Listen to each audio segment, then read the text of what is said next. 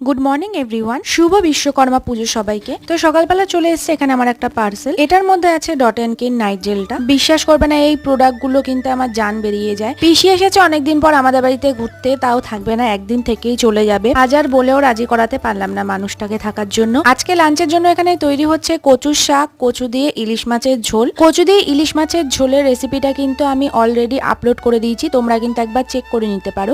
আর দুটো খেতেই কিন্তু সুস্বাদু হয়েছে। আজকে দুপুরবেলা কিন্তু আমার কাজ ছিল পর্ণিতাদের বাড়িতে, ওর দিদির হ্যান্ড ম্যাসাজ করানোর জন্য গেছিলাম। তারপরে কিন্তু চলে এসেছে আমার আরেকটা পার্সেল। এটার মধ্যেও রয়েছে কিন্তু ডট এন্ড কির নায়া সিনেমাইড সিরামটা। আমি তো প্রথমে লোটাস ইউজ করতাম, কিন্তু লোটাসের পর কিন্তু এই ডট এন্ড কির ব্র্যান্ডটা আমার কিন্তু এটা বেশ পছন্দের। তোমরাও ইউজ করে দেখতে পারো একবার। সন্ধ্যাবেলা কিন্তু মাকে নিয়ে গেছিলাম মোমো খাওয়ানোর জন্য। মার তো খাওয়ার ইচ্ছা ছিল প্যান ফ্রাইড মোমো, কিন্তু দুঃখের বিষয় সেদিনকে অনেকটা রাত হয়ে যাওয়ার জন্য প্যান ফ্রাইড মোমোটা কিন্তু পাইনি। নর্মাল স্টিম মোমো খেয়ে আমাদেরকে বাড়িতে আসতে হয়েছিল। কেমন লাগলো জানিও।